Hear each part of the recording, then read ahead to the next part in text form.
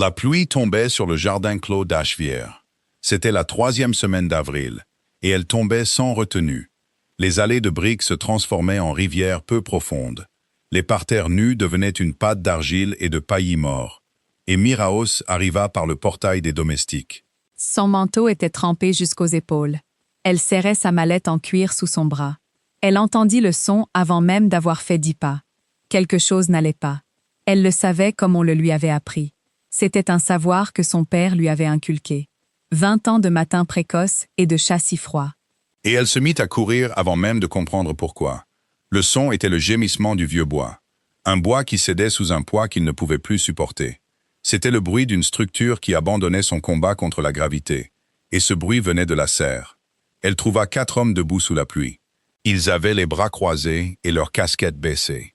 Ils discutaient de la situation. Ils parlaient comme des hommes qui ont déjà décidé que tout est perdu et qui préféreraient avoir raison confortablement. À l'intérieur, à travers les panneaux embués, elle vit la poutre faîtière centrale. Elle s'affaissait sous 3 pouces d'eau stagnante. L'eau s'était accumulée dans la gouttière juste au-dessus, la simple défaillance d'un simple drain, et en dessous, dans la seule chaleur qui restait à Ashvier. 6 mois de travail sur les semis, dans des pots en argile et de longs bacs.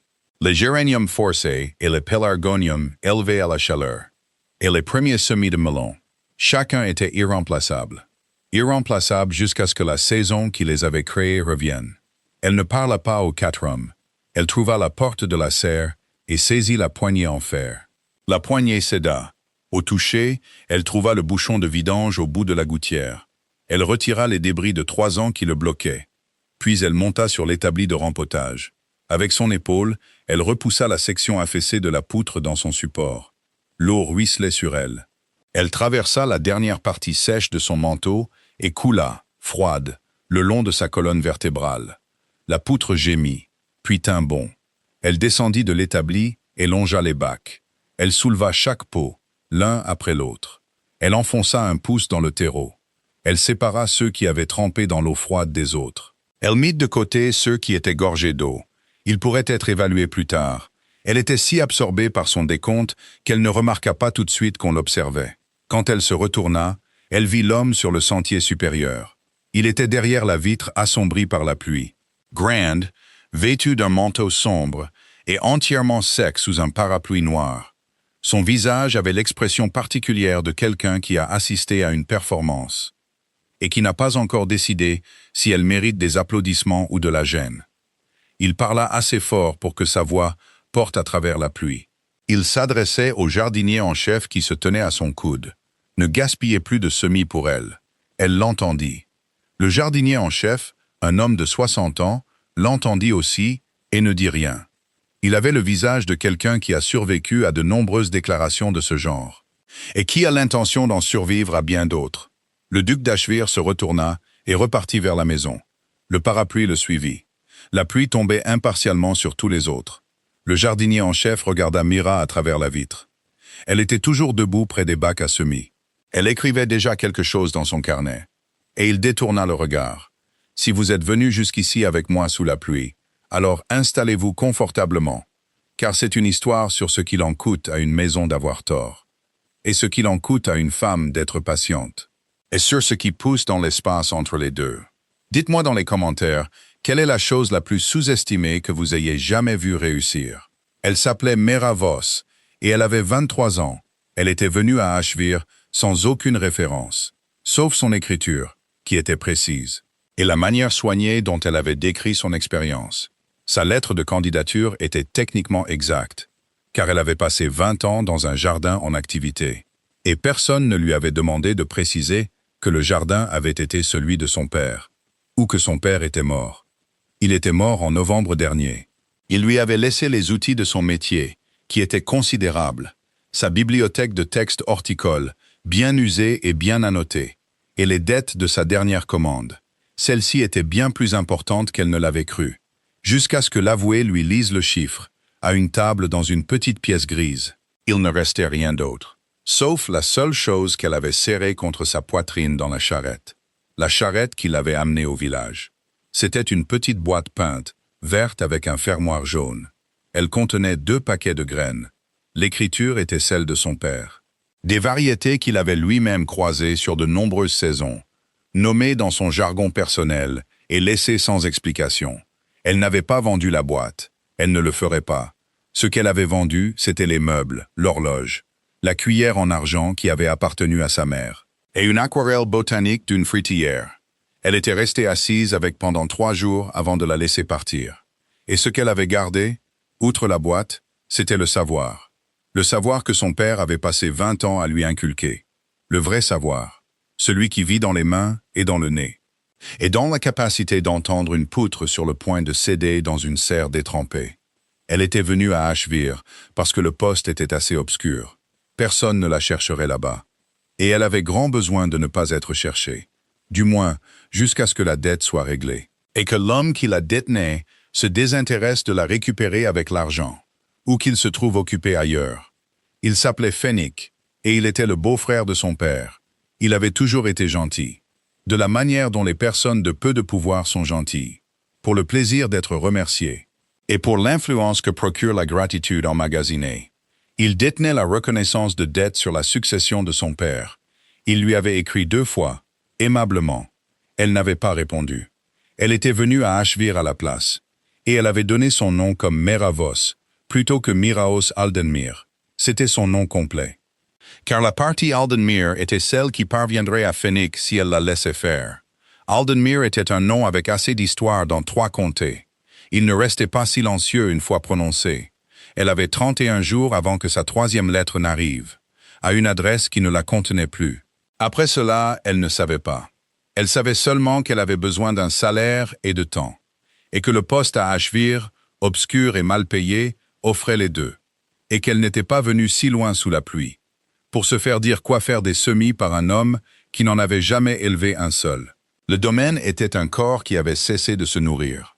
Elle le vit clairement lors de son premier matin complet, en parcourant les potagers avant que la maisonnée ne soit vraiment réveillée.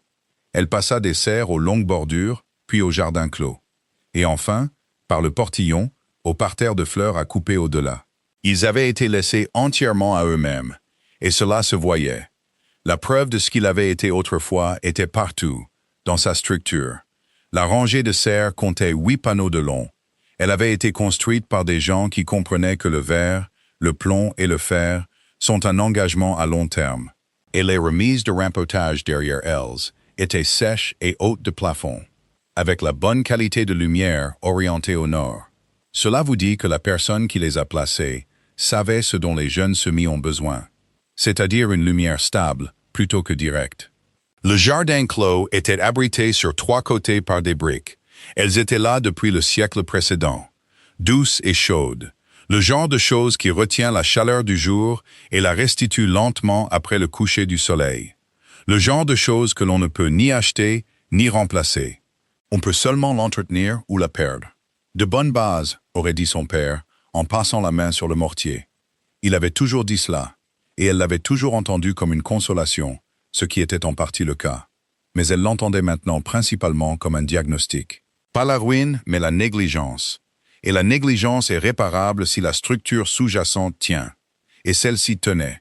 Les parterres étaient compactés par 2 saisons sans être retournés.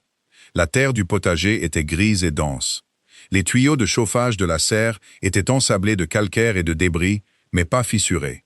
La remise à outils contenait, sous une couche de rouille largement cosmétique, tout ce dont un jardin en activité a besoin.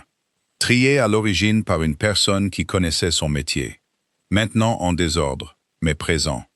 Les châssis de forçage avaient été empilés négligemment, mais étaient intacts. Les châssis froids nécessitaient un vitrage à 2 endroits. Les arbres fruitiers en espalier sur le mur nord n'avaient pas été taillés en été. Ils produisaient des gourmands qui devraient être enlevés avant qu'ils ne s'épaississent. Elle catalogua tout cela dans les marges de son carnet. Dans le langage plat de l'inventaire, sans sentiment, qu'est-ce qui était cassé? Qu'est-ce qui était simplement sale? Qu'est-ce qui nécessitait 1 semaine? Qu'est-ce qui en nécessitait 3? Qu'est-ce qui attendrait l'automne? Elle ne montra le catalogue à personne. Elle était là pour être invisible. Elle glissa le carnet sous les bacs à semis au fond de la remise, et ne dit rien. Elle commença par la serre, car la serre était ce que la maison sentirait en premier. Et parce que partir d'une position de force n'est pas de la vanité, mais de l'efficacité. Et elle n'avait pas de temps pour tout ce qui n'était pas efficace. Ce qu'elle dit la première semaine, elle le dit à Madame Holt, la cuisinière. Celle-ci travaillait avec ce que le potager parvenait à produire. Elle tirait le meilleur parti d'un approvisionnement diminué, avec l'expression d'une personne qui a fait la paix avec le compromis, sans pour autant s'y être réconciliée. Mira lui posa une seule question. Qu'est-ce que la maison désire le plus et qu'elle n'obtient pas? Madame Holt la regarda un long moment, avec le jugement que les cuisiniers réservent aux produits de provenance incertaine. Puis elle dit, sans chaleur ni apitoiement, que c'étaient les fruits rouges. Les fraiseraies n'avaient pas été correctement paillées au printemps précédent. Les cerfs avaient trouvé la brèche dans le muret à l'extrémité sud. Ils étaient passés en juin et avaient pris ce qui restait de la récolte. Et l'été s'était poursuivi sans fraises. Mira la remercia et se rendit directement aux fraiseries. Elle trouva la brèche dans le mur. C'étaient 3 rangées de pierres qui s'étaient déplacées et effondrées vers l'intérieur. Elle passa 40 minutes à les réaligner à main nue. Elle lisait l'emplacement d'origine d'après les marques dans le mortier, ajustant chaque pierre dans l'alvéole qui l'avait tenue. Elle remplit les interstices avec un mélange rapide du sac de la remise. Elle ne mentionna à personne l'avoir fait, et le travail se trouvait dans un coin non visible du sentier principal. Elle ne savait pas qui, si quelqu'un, l'avait remarqué ce jour-là. Mais à son 3e matin, l'homme taciturne, qui gérait les travaux extérieurs, et qui ne parlait à personne, sauf en cas de stricte nécessité opérationnelle, toucha le bord de son chapeau en la croisant près de la remise aux brouettes. Pas le signe de tête désinvolte d'un égal, mais la reconnaissance délibérée qu'un homme offre à quelqu'un qu'il a décidé de reconnaître. C'était une toute petite chose. Elle la nota mentalement. Elle retourna à la serre. Elle avait énormément de travail à faire. Elle était à Ashville depuis 9 jours quand la convocation arriva. Et elle n'arriva pas à la porte des domestiques, mais à la porte de la bibliothèque. Elle y alla avec de la terre encore sur le dos de ses mains, car elle n'avait pas été prévenue, et parce qu'elle n'allait pas prétendre l'avoir été. On la fit passer par 2 couloirs, dans une pièce aux rideaux de soie verte, avec beaucoup de cuir de livre, et un feu qui brûlait avec la qualité déterminée d'un feu qu'on n'a pas laissé s'éteindre depuis des années. Dans le fauteuil à côté se tenait la femme la plus âgée, avec qui Mira ait jamais été dans une pièce. Elle donnait toujours l'impression d'en être entièrement maîtresse. La duchesse douairière d'Ashville regarda d'abord les mains de Mira, puis ses bottes, et enfin son visage. Et ce qu'elle dit sur les bottes, elle le dit en ne disant rien, ce qui est la forme de commentaire la plus efficace qui soit. Puis elle dit « Dites-moi ce que vous avez vu dans le jardin, et ne soyez pas pleine de tact. J'ai 91 ans, et les gens pleins de tact m'ont fait perdre plus de temps que toute autre catégorie de personnes. » Alors Mira lui raconta. Elle lui parla des parterres compactés et des tuyaux ensablés, de la brèche dans le mur sud et des fraiseries, et des arbres fruitiers en espalier et des châssis froids et de la remise à outils, dans le langage simple de l'évaluation, sans adoucir les choses, car la douairière n'avait pas l'air d'une personne intéressée par les performances de quelque sorte que ce soit. La douairière écouta les yeux fermés, les mains très immobiles sur ses genoux.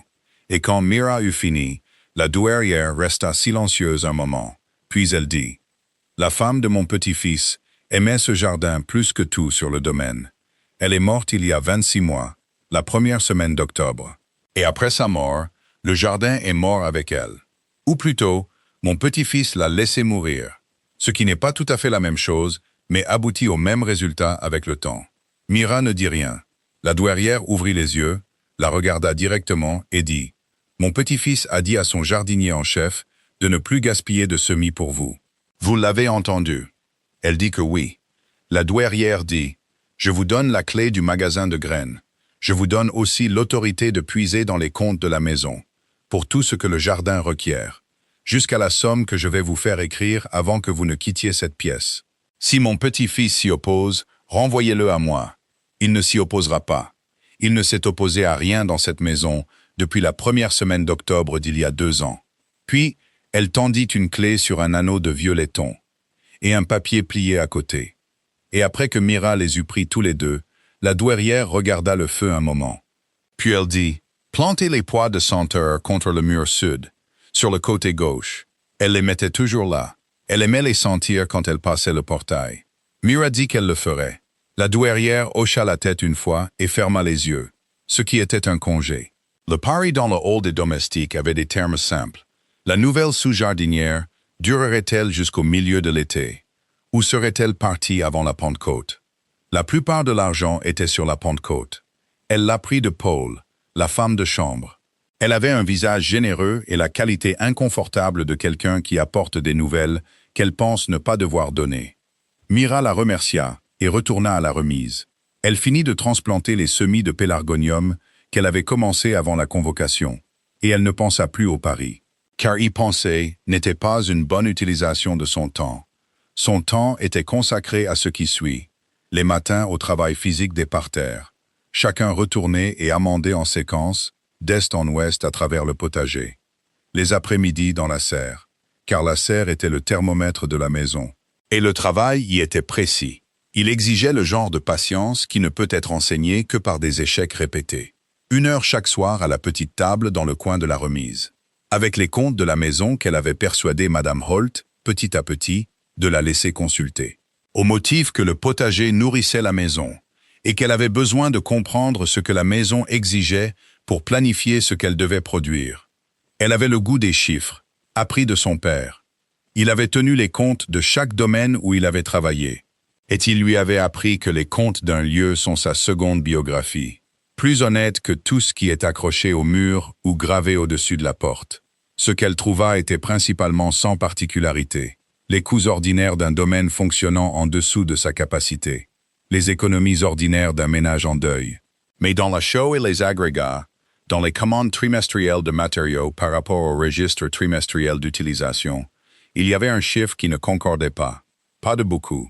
De 3 livres dans un trimestre, 4 dans le suivant, 6 dans celui d'avant. Assez petit pour être une erreur, pas assez petit pour être aléatoire. Elle l'écrivit dans son carnet au crayon, une petite note avec un point d'interrogation, et tourna la page. Car un seul chiffre discordant est une question, pas une accusation.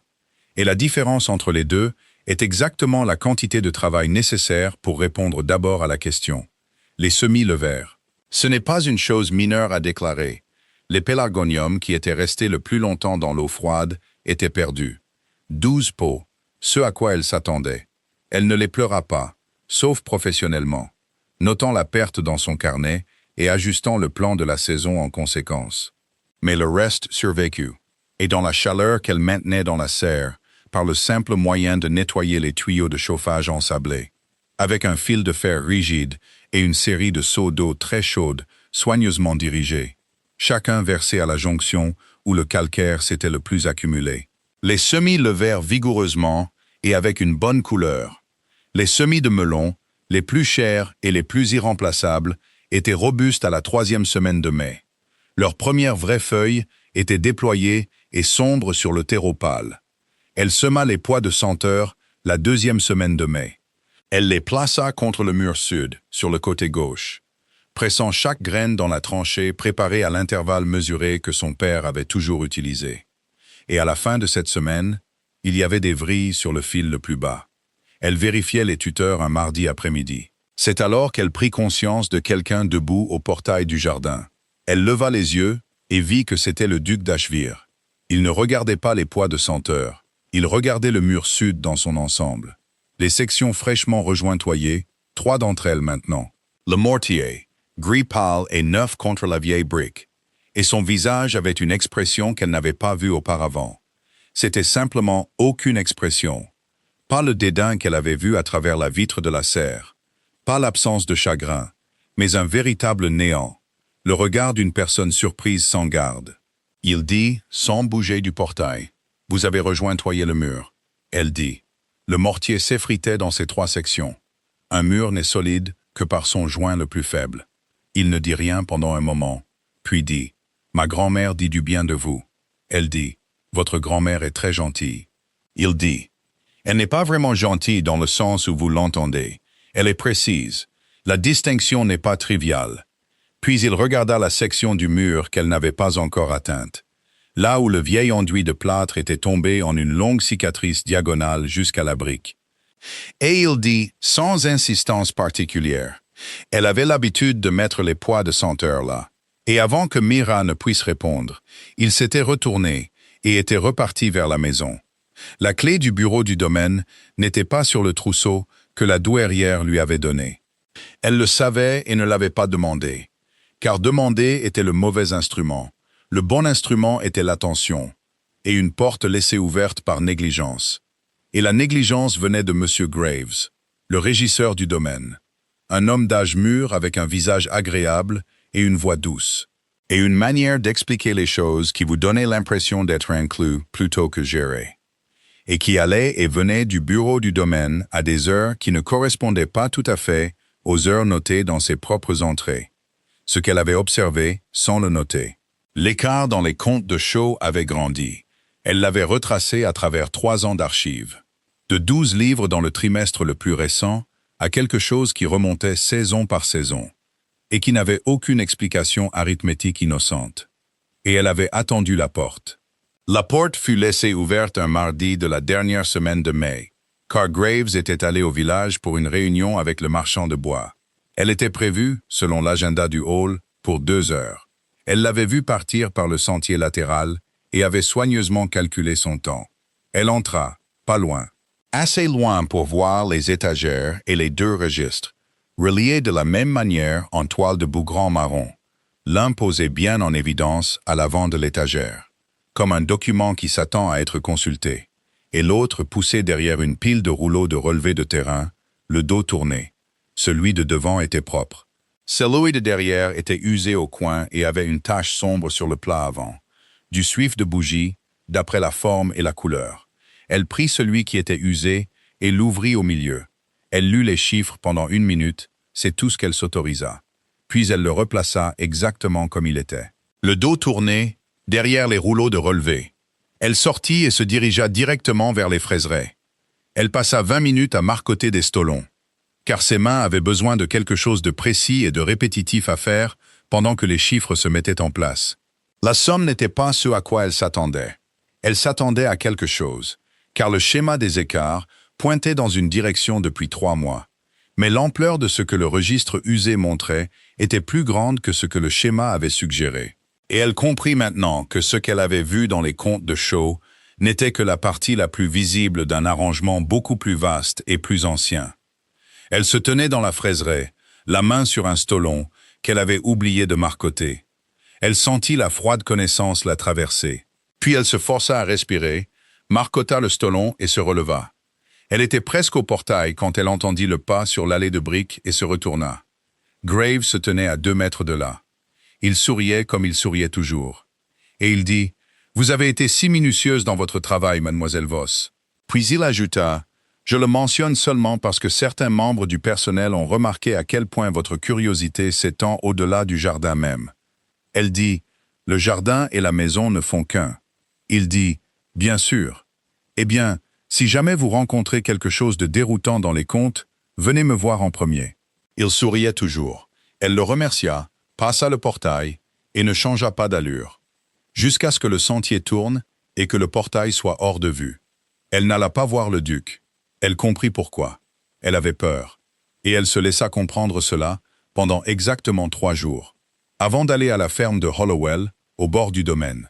C'était à 1,5 miles à pied, sur un sentier qui avait besoin d'être entretenu, et qu'elle avait l'intention de visiter depuis que la femme de chambre avait mentionné en passant, avec l'aisance à moitié coupable de quelqu'un qui raconte une histoire qu'elle suppose déjà connue, que le vieux Carroll était en retard sur son loyer.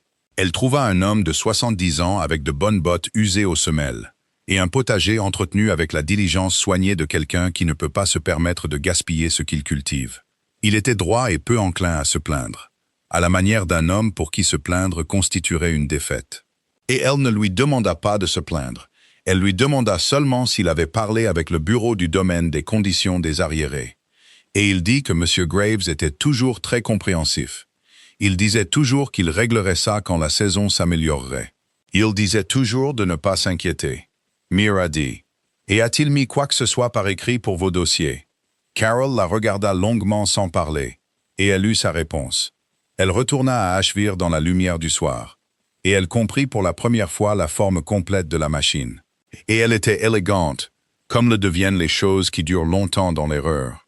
Monsieur Graves fonctionnait sur la décence, sur un maître trop plongé dans le chagrin pour ouvrir ses propres livres de comptes, sur des locataires trop fiers pour porter plainte officiellement, sur des domestiques loyaux qui le connaissaient depuis des années et ne diraient jamais un mot sans raison, sur une nouvelle venue effrayée qui ne pouvait pas se permettre d'être regardée de près. Elle s'assit à sa petite table dans la remise ce soir-là, avec son carnet et la copie qu'elle avait constituée à partir des comptes de la maison. Et elle commença à construire la preuve correctement. Pas une collection de chiffres suspects, mais un argument traçable. Entrée contre entrée, date contre date. L'écart entre les deux registres rendu visible et spécifique. Pas une rumeur, pas une accusation. Une preuve. Le genre qui vit dans le papier et dans les chiffres. Et qui ne peut être expliqué par une voix chaleureuse et un sourire plausible. Et elle comprit que la construire prendrait du temps. Et qu'elle utiliserait ce temps correctement. Un chiffre à la fois, à la lueur d'une bougie, dans une pièce que personne ne surveillait. Si vous êtes toujours avec moi, je vous en suis reconnaissant. C'est le genre d'histoire que je ne veux jamais précipiter. Et grâce à vous, elle vaut la peine d'être racontée. Si vous n'êtes pas encore abonné, c'est le moment de le faire. Car nous approchons du matin, où tout s'est joué en même temps. Les soirées à la bibliothèque n'avaient pas été arrangées. Elles étaient plutôt arrivées d'elles-mêmes. Ce furent d'abord les livres. Car la bibliothèque d'Ashvere contenait une collection de textes horticoles. Ils étaient meilleurs et plus actuels que tout ce qu'elle avait pu consulter depuis que la bibliothèque de son père avait été vendue. Elle avait demandé par l'intermédiaire de Madame Holt si elle pouvait emprunter un volume. La permission était revenue sous la forme d'une note laissée sur la table du hall, sans cérémonie. Comme si emprunter à la bibliothèque était la chose la plus ordinaire du monde, ce qui, peut-être, avait été le cas pour cette maison autrefois. Elle lisait dans la bibliothèque depuis 11 soirs, quand le duc entra un soir et l'y trouva. Elle ne dit rien, il ne dit rien. Il s'assit dans le fauteuil de l'autre côté de la cheminée avec un livre différent. Il lut pendant 1 heure, et elle lut le sien. Et le feu fit ce pourquoi il était conçu. C'était en tout point banal, et allait clairement se reproduire. Cela se reproduisit 3 soirs plus tard, et de nouveau la semaine suivante. Et à la fin de juin, ils avaient établi sans discussion une sorte de silence complice. Ils n'exigeaient rien d'eux, si ce n'est la volonté d'être présents dans la même pièce sans explication. Il dit un soir, sans lever les yeux de son livre, « Vous savez ce que vous regardez dans le jardin ?» Elle dit, « Mon père m'a appris. » Il dit, « Il a dû commencer quand vous étiez très jeune. » Elle dit, « Dès que j'ai pu tenir un couteau. » Il y eut un silence, du genre confortable. Puis il dit, « Je ne suis pas allé dans le jardin depuis octobre dernier. » Elle dit, « Je sais. » Il dit, « A-t-il mauvaise mine ?» Elle dit, « Il avait mauvaise mine. C'est mieux maintenant. » Il regarda son livre et dit, « Elle aurait été heureuse de le voir renaître. » Puis il dit, « Je n'aurais pas dû dire ce que j'ai dit à Graves à propos des semis le jour de votre arrivée. » Elle dit, « Les semis se portent bien. » Il dit, « Oui. » Et il ne dit rien d'autre. Et elle ne le poussa pas, car le pousser n'était pas le but et ne l'avait jamais été. Il y eut un soir, vers la fin de juillet, où il dit, « Je me rends compte que je ne me souviens pas clairement de ce que j'ai signé au printemps dernier. » Elle ne dit rien immédiatement, puis dit, « Je sais. » Il la regarda. Elle dit, « Je suis désolé. Je ne le dis pas comme un reproche. » Il dit, « Je sais que non. » C'est là toute la difficulté. Elle esquiva, car elle n'était pas encore prête, et un argument inachevé ne vaut pas mieux qu'une rumeur. Pendant ce temps, Mademoiselle Farrow, arrivée en juin et installée dans la chambre d'amis, et avec l'efficacité de quelqu'un qui a l'intention de rester, avait mené ses propres enquêtes, plus discrètes et moins amicales que celles de Graves. Et Mira sentait la qualité de son attention comme un changement de pression avant un orage. Mademoiselle Farrow la trouva un matin dans le couloir de la cuisine et dit, « Et avant Ashvere, vous étiez avec votre père ?» Elle dit, « Oui. » Mademoiselle Farrow dit, « Et votre père est, » elle dit, « mort. » Mademoiselle Farrow hocha la tête une fois et continua son chemin. Mira comprit que son temps était probablement plus court que son carnet ne l'était. La protectrice mourut. Pas encore, pas tout à fait. Mais elle déclinait, à la manière des corps très âgés qui ont fonctionné uniquement par la volonté, et qui commencent à négocier un arrangement différent. Mira le sut à la hauteur compte tenu du feu dans la bibliothèque, le matin où elle fut convoquée une 2e fois, et à la façon dont les mains de la douairière étaient maintenant enveloppées plutôt que jointes. Mais elle était toujours entièrement maîtresse de son environnement et de la conversation. Et elle tendit à Mira sans préambule un trousseau de clés qu'il fallait tenir à deux mains. Elle dit « Ce sont les clés de la maison. Elles sont avec la gouvernante depuis novembre. C'est une femme bonne et honnête, mais elle est fatiguée, et elle sera soulagée de donner leur poids à quelqu'un de plus jeune. » Puis elle dit « Je serai précise avec vous, car je suis toujours précise, et parce que vous le méritez. Vous cachez quelque chose. Je ne sais pas ce que c'est, et je n'ai pas enquêté. Car ce n'est pas mon habitude d'enquêter sur des choses qui ne sont pas mes affaires. Et vous n'êtes pas mes affaires, mais mon petit-fils l'est. Et ce qui se passe dans cette maison l'est aussi. Je soupçonne que ce que vous cachez n'est pas aussi grave que vous le craignez. Vous devriez le résoudre vous-même avant que quelqu'un ne le résolve pour vous. Et vous devriez le résoudre bientôt. Puis elle dit, avec l'économie sèche d'une femme qui a décidé de dire une vérité et veut en finir. Mon petit-fils ne sourit pas facilement. Et il n'a pas souri du tout pendant 26 mois. Et il a souri mardi dernier dans le jardin. Je ne mentionne pas cela dans un but particulier. Je le note simplement parce que je note la plupart des choses. Et parce qu'une comptabilité précise exige d'inclure les choses qui s'améliorent aux côtés de celles qui ne s'améliorent pas. Puis elle ferma les yeux, ce qui mit fin à la conversation. Mira prit les clés et partit. Le matin arriva la 3e semaine de juillet, lumineux et impitoyable. Et les rosiers étaient à leur apogée. Elle le nota et le mit de côté. La convergence fut la suivante. Au petit déjeuner, Mademoiselle Faraud plaça une carte sur la table devant le duc, avec le nom Aldenmere écrit de sa main soignée. Le duc la lut et leva les yeux, avec l'expression d'un homme qui vient de comprendre quelque chose qu'on lui avait donné trop d'occasions de comprendre auparavant. À 10 heures, une voiture de louage passa le portail principal, et en descendit Fenech, arborant son visage agréable et la même qualité de certitude procédurale chaleureuse qu'il avait toujours eue, dirigé vers Ashvire par une lettre de Mademoiselle Faraud, envoyée à l'insu du duc, et d'après le degré de préparation de Fenech, envoyée plusieurs semaines auparavant. Mira était dans le jardin clos, vérifiant l'état des pois de senteur, quand Madame Holtz envoya Paul la chercher. Elle entra par la porte du jardin dans le hall d'entrée, avec de la terre sur les mains et le carnet dans son manteau, et elle trouva le duc, Fenech, Mademoiselle Faraud et Graves, tous debout dans la lumière vive du hall, dans les diverses attitudes de gens qui ont attendu. Elle se tint dans l'embrasure de la porte et regarda le visage du duc, et son visage s'était refermé comme elle avait craint qu'il ne le fasse, et elle découvrit que la crainte de ce moment avait été bien pire que le moment lui-même, qui n'était qu'une pièce pleine de gens qui s'attendaient à ce qu'elle soit petite. Le duc dit « Votre nom est Aldenmere ».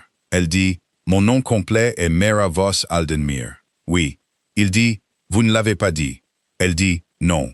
Fenech parla avant qu'elle ne puisse continuer. « Ma chère Mira a eu des difficultés considérables depuis la mort de son père, dit-il, de la voix chaleureuse et raisonnable qu'il gardait pour les situations qui exigeaient à la fois chaleur et raison. C'est une jeune femme aux ressources très limitées et avec des obligations importantes. Et j'ai été anxieux pour elle, comme tout tuteur le serait naturellement. Mademoiselle Faraud dit, elle a été dans cette maison sous un nom partiel, et on lui a donné accès aux comptes de la maison et aux clés. Et on se demande quel usage elle a fait de cet accès. Puis Graves, de là où il se tenait près de la porte de la bibliothèque, ne dit rien. Et c'était un rien très particulier. Le rien d'un homme qui est préparé à cela et qui attend de voir de quel côté ça va tomber. Le duc regarda Mira. Mira le regarda en retour et elle pensa que la crainte était pire. Elle dit « Vous avez raison de dire que je suis venu ici sous un nom partiel. Je l'ai fait parce que M. Fenech détient une dette sur la succession de mon père. Et j'avais besoin d'un salaire et de temps avant qu'il ne me trouve. Et j'ai eu tort de ne pas vous dire qui j'étais pleinement. Et j'en suis désolé. » Elle dit cela au duc, car il était la seule personne dans la pièce dont l'opinion avait du poids pour elle. Puis elle sortit le carnet de son manteau et le posa sur la table du hall à côté d'elle. Elle dit « Je suis aussi désolé du moment que j'ai choisi pour vous dire ce qui suit, car je comprends que cela paraîtra intéressé étant donné les circonstances. Mais je vais vous le dire quand même, car je me prépare à vous le dire depuis 12 semaines, et parce que l'alternative est de laisser cela continuer. » Elle regarda le duc et dit « Il y a un écart dans les comptes du domaine. Il totalise, d'après les registres que j'ai pu consulter, 943 livres. Les budgets de réparation et d'entretien de 2 fermes locatives ont été systématiquement détournés. Les salaires de 3 travailleurs dépendants de la seule ferme de Hollowell ont été tirés et non payés. Les résumés trimestriels qui vous sont présentés pour signature ne concordent pas avec le registre de travail. C'est celui qui est usé, avec la tache de suif sur le plat avant. Il se trouve sur l'étagère du fond dans le bureau du domaine, derrière les rouleaux de relevé. J'ai ma copie des chiffres, des dates et des entrées, et je vous les montrerai tous. L'autorité pour faire ces entrées appartient à une seule personne, et a été exercée par une seule personne de manière constante pendant au moins 4 ans. Puis elle posa le carnet sur la table et regarda Graves. Il était immobile, comme seule une personne qui a décidé que toute expression est déconseillée peut l'être. Et puis Fenwick rit, un rire court et confortable. Le rire d'un homme indiquant qu'il trouve toute l'affaire un peu théâtrale. Et ce rire était précisément le mauvais instrument pour cette pièce. Et le duc se tourna et regarda Fenwick, avec l'expression d'un homme dont l'esprit vient de prendre une décision. Et il dit très doucement, « Je vais vous demander d'attendre dans le salon du matin. » Fenwick attendit dans le salon du matin. Mira alla elle-même au bureau du domaine et revint avec les 2 registres. Le propre et l'usé, elle les posa ouverts côte à côte sur la table de la bibliothèque, à côté de son carnet. Et le duc s'assit en face d'elle et lut ce qu'elle avait placé devant lui. Elle répondit à chaque question qu'il posa. Et les chiffres répondirent d'eux-mêmes, car elle les avait construits pour répondre. Graves fut renvoyé cet après-midi-là. Il sortit par la porte des domestiques, la chaleur entièrement disparue de son visage, et sans ses manières douces, qui avaient été un instrument professionnel plutôt qu'une qualité de caractère. Et la dernière chose qu'il fit, avant que la porte ne se ferme, fut de regarder Mira. Et elle soutint son regard fermement, et ne lui rendit rien d'autre que de la fermeté, car il n'était pas à elle de le juger, et ne l'avait jamais été. Elle sortit ensuite dans le jardin clos. Elle se tint parmi les pois de senteur dans la lumière de fin d'après-midi. Elle ne ressentit pas de triomphe, mais l'épuisement spécifique qui suit une longue période d'attention minutieuse, l'épuisement d'une personne qui a porté quelque chose de lourd sur une longue distance, et qui a enfin été autorisée à le poser. Elle rentra et s'assit dans la cuisine avec Madame Holt. Elle parla très peu, et Madame Holt ne dit rien de l'après-midi et versa le thé sans commentaire, car Madame Holt était le meilleur genre de personne, qui ne commente pas une chose à moins que le commentaire n'y ajoute quelque chose. Vers le soir, Mira trouva Mademoiselle Faro dans le couloir devant la chambre d'Ami Est, debout, sa valise à ses pieds, à la manière de quelqu'un qui a déjà décidé de l'issue. Mira s'arrêta et la regarda. Elle dit, « Je ne vais pas vous suggérer de partir. S'il vous est utile de rester à Ashville, c'est entre vous et le duc. » Mademoiselle Faro dit sans chaleur, « Vous ne pouvez pas vous permettre d'être généreuse. Elle a peur. » Mira comprit, de la manière simple de quelqu'un qui reconnaît un pays familier. Elle avait toujours eu peur. L'enquête sur le passé de Mira avait été l'action d'une femme à court d'options, cherchant n'importe quel avantage qui pourrait rendre sa position sûre. Et c'était une chose que Mira comprenait dans ses mains et sa poitrine, aussi clairement qu'elle comprenait le bruit d'une poutre sur le point de céder. Elle dit, « Je sais ce que c'est d'être acculé et d'agir à partir de là. Je ne vous en tiens pas rigueur. » Puis elle dit, « Il y a un poste pour gérer le linge de maison et les archives. Il est vacant depuis octobre. Si vous vouliez bien le considérer. » Mademoiselle Faro ne dit rien pendant un moment assez long pour être réel. Puis elle dit, « Je le considérerai. » Elle ne dit pas merci. Mira ne s'y attendait pas et n'en avait pas besoin. Elle retourna à la remise pour fermer pour la soirée. La dette fut réglée le mois suivant. La douairière régla le solde sur son propre compte. Elle écrivit à Fenwick une note de 3 phrases qui arriva avec une lettre d'avoué, et Fenwick laissa l'affaire, car les gens qui se disputaient avec la douairière sur papier avaient un bilan constant de défaite. Le bail de Carol fut mis par écrit, en des termes qui ne dépendaient d'aucune conversation avec le bureau du domaine. Un document réel, attesté, classé, spécifiant les arriérés corrects, sans la dette artificielle que Graves avait cultivée sur 6 saisons. Et Mira lut le document 2 fois avant d'être satisfaite qu'il disait ce qu'il voulait dire. Et qu'il continuerait à le dire, peu importe qui détiendrait les clés ensuite, Les réparations qui n'avaient pas été faites furent faites. Le travail fut confié aux gens que le domaine avait toujours utilisés. Ceux à qui on avait dit pendant 3 ans que le budget ne s'étendait pas à eux. L'argent qui fut récupéré en couvrit une partie importante. Pas tout, mais assez. La douairière mourut l'hiver suivant, dans le fauteuil près du feu de la bibliothèque. Elle avait été dans le jardin l'après-midi précédent, dit l'homme d'extérieur, marchant le long du mur sud avec sa canne. Et elle s'était tenue longtemps devant les pois de senteur, qui étaient finis depuis longtemps. Il ne restait que les tiges sèches et les gousses, et elle les avait regardés comme s'ils étaient encore en fleurs. Le festival n'avait pas eu lieu depuis l'octobre d'il y a 2 ans. Elle l'apprit de Madame Holt, de Paul et de l'homme d'extérieur, tous séparément, de la manière distincte de gens qui ne savent pas qu'ils racontent la même histoire. Il avait eu lieu à chaque récolte, depuis que le 4e duc l'avait établi, et tout le monde sur le domaine était venu. Le personnel de la maison, les locataires et les familles dépendantes. Et il y avait eu des tables dans la cour et de la danse ensuite. Et ça s'était arrêté, parce que tout s'était arrêté en octobre.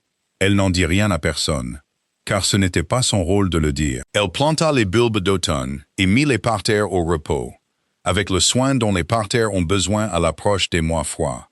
Et elle se dirigeait vers la remise le 1er matin d'octobre. Quand le duc passa le portail du jardin et dit « J'aimerais organiser le festival cette année », elle dit « Cela semble juste ». Il dit « J'aimerais votre aide pour les préparatifs ». Elle dit « Oui ». Il resta silencieux un moment, puis dit « Ma grand-mère m'a dit, il y a quelques mois, que vous étiez la meilleure chose qui soit arrivée à la serre depuis des années. » Elle l'a dit sur le ton qu'elle utilisait quand elle rapportait un fait, sur quelque chose qu'elle avait décidé être de ses affaires, ce qui signifiait qu'elle en avait fait ses affaires.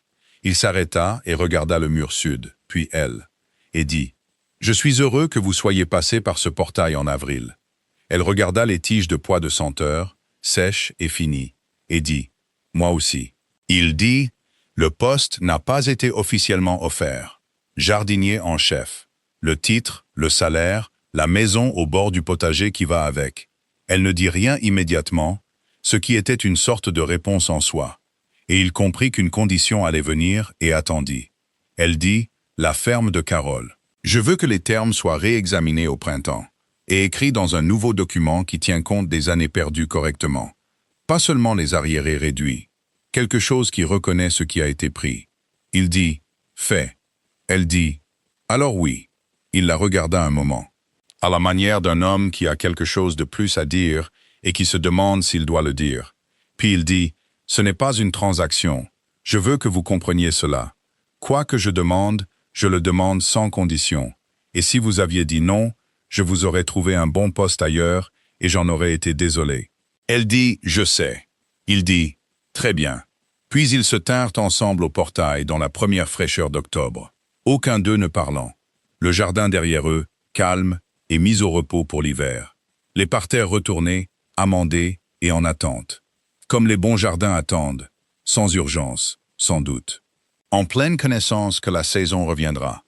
Le festival eut lieu un samedi de la dernière semaine d'octobre. Le jardin clos n'avait jamais été conçu pour une foule. Et il en reçut une sans s'excuser.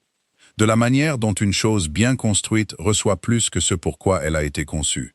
Pas facilement, mais sans se briser.